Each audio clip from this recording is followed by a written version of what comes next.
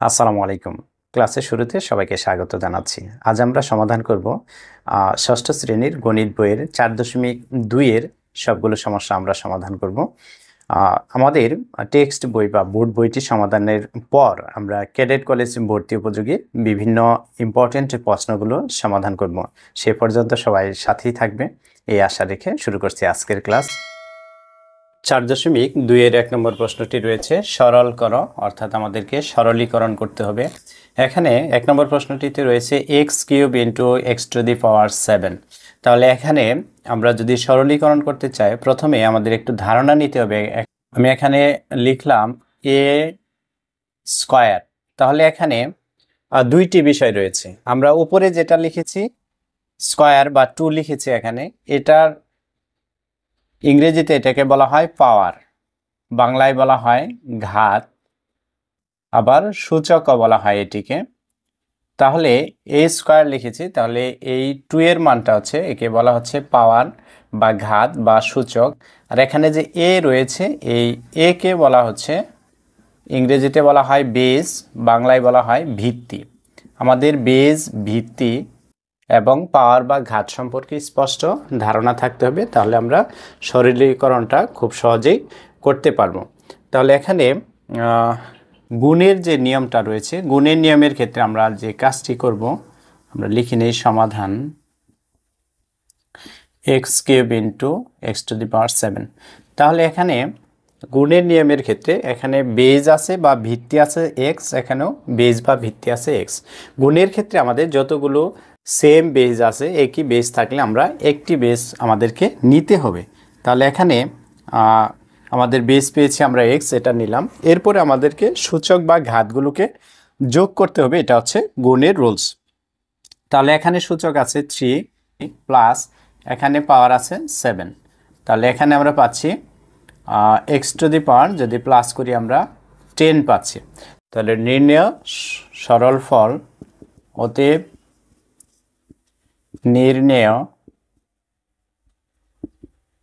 সরল ফল কত পাচ্ছি আমরা?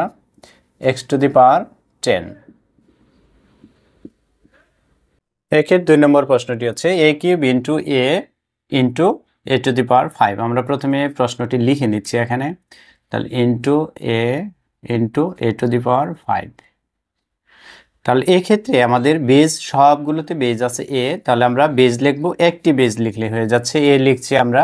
এরপর আমরা পাওয়ারগুলো যোগ করব। তাহলে পাওয়ার আছে এখানে 3, এর উপরে কোনো পাওয়ার নেই, তাহলে এর উপর কোনো পাওয়ার নেই। যদি 1 থাকে সেক্ষেত্রে পাওয়ারটি লিখতে হয় না, এজন্য আসলে এর উপরে একটি পাওয়ার রয়েছে, 1 রয়েছে এখানে। তাহলে আমরা এর উপরে পাওয়ার পেয়েছি এখানে 1 প্লাস এই এর উপরে পাওয়ার হচ্ছে 5। তাহলে আমরা কত পাচ্ছি? a⁴9। নির্ণেয় সরল ফল হচ্ছে a⁴9। 3 নম্বর প্রশ্নটিতে রয়েছে এখানে x⁴ into x² into x⁹। আমরা সেম নিয়ম এটিও করব। এখানে পাওয়ার হচ্ছে 4 প্লাস এখানে পাওয়ার হচ্ছে 2 প্লাস এখানে পাওয়ার হচ্ছে 9। তাহলে আমরা পাচ্ছি x⁴ কত? x⁴ পাচ্ছি আমরা 6, 15।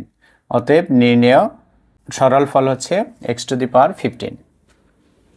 4 নম্বর প্রশ্নে আমরা দুইটি বেজ দেখতে পাচ্ছি। আমরা একই রকম বেজ হলে আলাদা করতে পারি। এখানে আমি বেজগুলো আলাদা করছি। এখানে m আছে, m into m² into m³ আমরা mগুলো সব একত্র করলাম।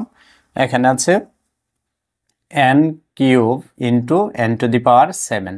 তাহলে এখানে সবগুলো m, ওখানে 3টি m আছে, m এর বেজ হবে m। তাহলে এখানে পাওয়ার পাচ্ছি আমরা 1, এখানে পাওয়ার হচ্ছে 2 প্লাস এখানে পাওয়ার হচ্ছে 3 ইন্টু n⁴। এখানে পাওয়ার আছে 3 প্লাস এখানে পাওয়ার আছে 7। তাহলে আমরা পাচ্ছি m⁴ এখানে পাচ্ছি কত? 6, আর n⁴ পাচ্ছি আমরা 10। অতএব নির্ণেয় সরল ফল হচ্ছে m⁴6 n⁴10। আমরা এবার 5 নম্বর প্রশ্নটি সমাধান করব। 3a into 4b into 2a into 5c into 3b। এখানে a রয়েছে দুইটি জায়গায়, bও রয়েছে দুইটি জায়গায়, আমরা একটু আলাদা করে লিখব এটা। তাহলে এখানে 3a ইন্টু 2a ইন্টু এখানে আছে 4b into 3b into 5c। এখন আমরা পাওয়ার সম্পর্কে জেনেছি এবং সেই সাথে বেস সম্পর্কে জেনেছি।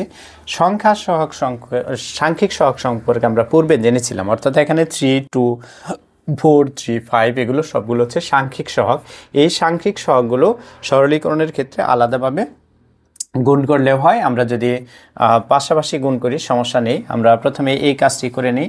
তাহলে এখানে আসতেছে 3 দুগুণে 6, 6 a টু দি পাওয়ার আসবে 1 প্লাস 1, পাওয়ার আছে এখানে 1, এখানে 1 আছে, 1 প্লাস 1 ইন্টু এখানে আসতেছে 3 4 12 b টু দি পাওয়ার আসবে কত 1 প্লাস 1, 1 প্লাস 1 ইন্টু এখানে 5c আলাদা থাকবে।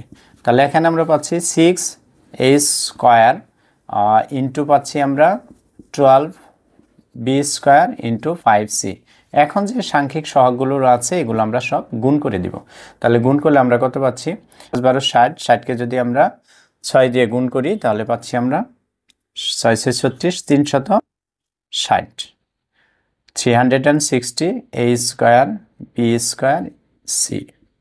6 নম্বর প্রশ্নটি সমাধান করব। এখানে x আছে কয় জায়গায়, 2 জায়গায় রয়েছে, y আছে 2 জায়গায়, z আছে 1 জায়গায়। তাহলে আমরা যেটা করতে পারি x গুলো একত্র করতে পারি 2x স্কোয়ার ইন্টু এখানে আছে 4x স্কোয়ার ইন্টু এখানে আছে অনলি y স্কোয়ার, শুধু y স্কোয়ার আছে লিখলাম, এখানে আছে 3y স্কোয়ার আছে, তারপর আছে into 2z square.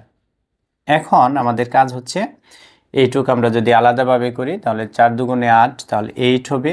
x to the পাওয়ার পাচ্ছি আমরা কত 2 প্লাস 2 ইন্টু এখানে হচ্ছে 1 আছে, এখানে সাংখ্যিক সহগ নেই মানে হচ্ছে এখানে 1 আছে, 3 একে 3, তাহলে 3y স্কোয়ার পাওয়ার 2 প্লাস 2 ইন্টু এখানে হচ্ছে 2z স্কোয়ার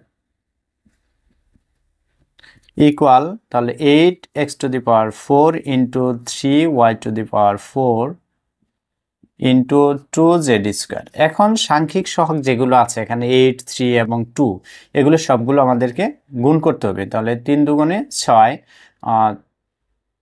6 8 48, তাহলে 48 x to the power 4 y to the power 4 z square.